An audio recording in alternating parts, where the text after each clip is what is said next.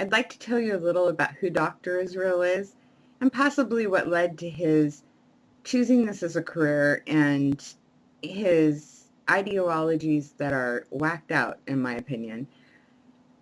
I have to refer to him as Dr. Torture because that's what I feel he does. So as I say Dr. Torture in the video, we all know who I'm talking about. Dr. Torture grew up in the city of Brookline. According to the articles that I have read, his father was an attorney and his parents were very loving and rarely practiced corporal punishment methods. At Brookline High School, he befriended Michael Dukakis, who was one grade below him. They both enjoyed the sport of cross-country running, and their friendship developed further from there. Dr. Torture was accepted to Harvard in 1950, even though it was unclear what his major would be. After reading Walden II, a novel by behavioral psychologist B.F. Skinner, who also taught at Harvard, Dr. Torture was fascinated with Dr. Skinner's theories, and thus his major was chosen. For the next 10 years, he studied under Skinner, first as an undergrad, then as a grad student, and finally as a postdoctorate fellow after having received his Ph.D. in psychology from Harvard in 1960. In 1966, Dr. Torture founded the Association for School Design. According to a book written by H. Kuhlman in 2005, the objective of this association was to establish a network of associated experimental communities in cities throughout the world. In 1967, Dr. Torture followed his dream of a utopian society and started a commune in Arlington. It was at this commune that Dr. Torture's insanity of punishment developed. A 3-year-old girl named Andrea was also a resident of this commune, and for all intents and purposes was a typical 3-year-old. She had temper tantrums, hit people, screamed, didn't respect people's privacy, etc., etc.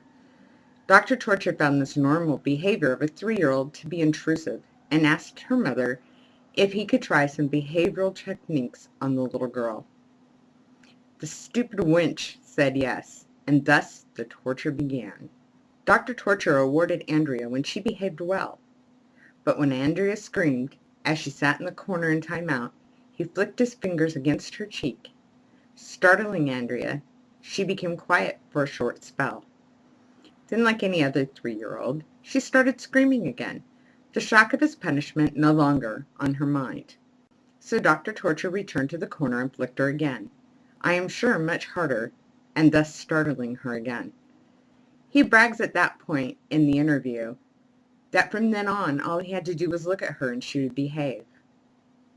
Well, as a mother of 4, I can assure you there was more flicking and such to gain the cooperation of the child to behave in a manner that he considered acceptable. For all intents and psychological purposes, one must ask themselves, did Andrea behave out of desire to please Dr. Torture, or a desire to be rewarded and gifted, or out of fear of punishment? This, sadly, we will not know, and thus complicates disproving the torturous doctor's theories.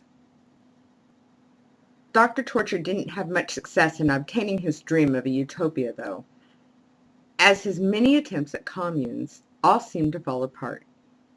Since controlling healthy adults was proving to be impossible, Dr. Torture had a brilliant idea. I'll open a school. He foolishly felt the success with Andrea proved that punishment and reward could produce favorable outcomes. He also knew the challenges of controlling healthy people and settled on being the savior to autistic children, and there was a benefit to choosing these children with handicaps. It meant that there was less social ramifications, as those who would be teaching weren't able to communicate their thoughts, and some were even unable to speak at all. Basically, voiceless victims. In 1971, in Providence, Rhode Island, Dr. Torture set up his day school, calling it the Behavioral Research Institute. There were only 2 students, a schizophrenic and an autistic teenager. In 1972, he expanded by opening a residential program in a wing of the schizophrenic's home in nearby Cranston. Around 1975, BRI opened another home. In 1977, Dr. Torture founded a sister branch of BRI in California. They branched into residential homes. On July 17, 1981, at BRI's sister school in Northridge, California, 14-year-old Danny Aswald died. The autopsy report concluded that he died of natural causes, but the state of California placed the school on a 2-year probation anyways. In 1982, the state's Department of Social Services filed a 63-page legal complaint alleging abuse at the school. The complaint claimed, among other things, that BRI withheld meals, showed staff how to hide students' injuries from regulatory agencies, and strangely, encouraged the students to act out for a film crew.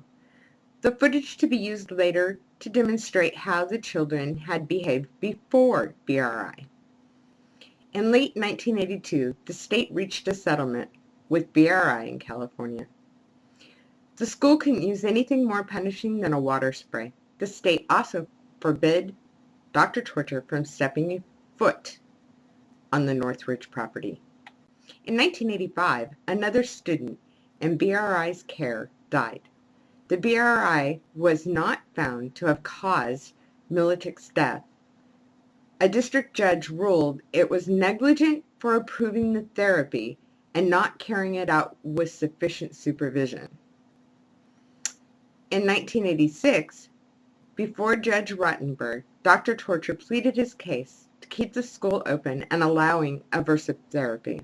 Not only did Dr. Torture give statements as to its benefits, but a student and some parents as well. The judge ordered that no aversive therapies could be carried out on a student without a court order approving so first. The judge also appointed a mediator to hear future disputes. This was yet another victory for Dr. Torture. In 1990, BRI student Linda Cornelison died. Though the department's report said the school violated the most basic codes and standards of decency, it found that neither the care nor the administration of aversive had killed her.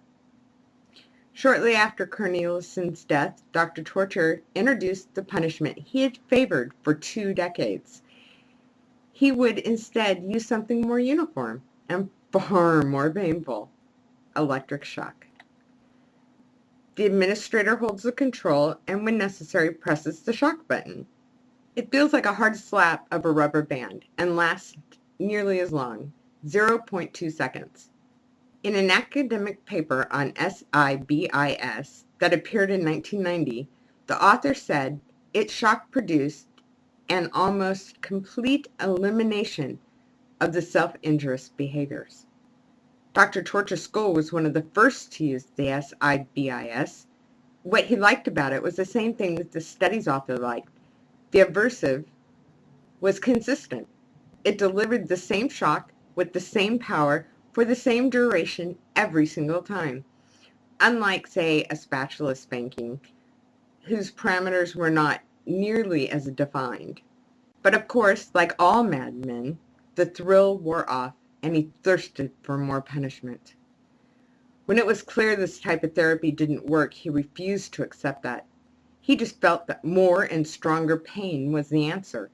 He asked SIBIS's developers to increase the voltage. Wisely, they refused, and that's when Dr. Torture made his own machine. The graduated electronic decelerator was roughly 3 times stronger than the SIBIS, and Dr. Torture and engineer David Marsh finished it in December of 1990. Its shock lasted 2 seconds, not 2/10 of a second. But the human body is a curious thing. It can adapt to almost anything, including 60 volts and 15 milliamps of electricity. So in 1992, with 52 students already on the GED, developed the GED-4. Dr. Torture himself has called it shock very painful. Protected by the court orders, JRC expanded quickly, its enrollment going from 110 in 2000 to 145 in 2002 and 228 in 2003. Even under heavy criticism, doctor torture still practices today. So how much does one make for the torture of children? It's reported that Dr. Torture pays himself an annual income of $340,000 to run the JRC. So there's the background of the gentleman we're working with. Well, thank you, YouTube, for listening.